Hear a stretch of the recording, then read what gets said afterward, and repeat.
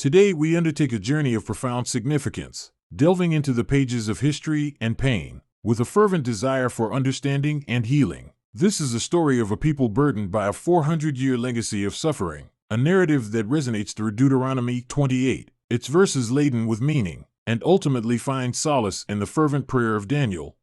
Montage of powerful images depicting both the agonies of slavery and the resilience of the African American community. ACT 1, Unmasking Deuteronomy's Echo. In the haunting verses of Deuteronomy 28, we confront a chilling truth, a promise of blessings for obedience, but also a foreboding prophecy of unimaginable suffering. This prophecy tragically intersects with the brutal history of African Americans. Reading Deuteronomy 28 and historical images of slavery. Reads verses with a heavy heart, as images of oppression and suffering flash across the screen. Throughout these verses, we decipher echoes that haunt us to this day. Deuteronomy 28 verse 25 speaks of sorrow and anguish, while verses 30, 32, and 37 foretell the loss of children, a pain deeply felt during the times of slavery.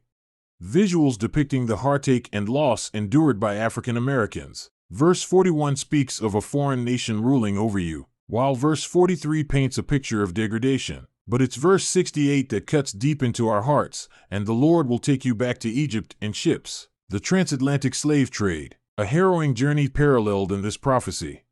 Visuals of ships, Middle Passage, and African American communities. ACT 2, Daniel's cry in our voice. In the echoes of Daniel's prayer, we find a resonance that bridges time. This prayer becomes the voice of African Americans, who endured 400 years of enslavement, yearning for deliverance and restoration.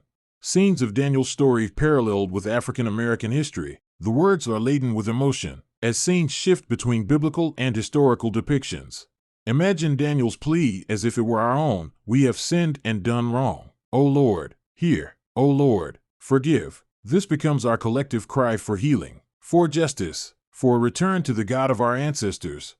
ACT 3, a plea for redemption, reaching out, eyes brimming with tears. Today, my dear friends, I stand before you, joined in spirit, in a plea that resounds across generations. This is a call to reclaim our identity, our dignity, and our faith, despite the pains that have scarred our history.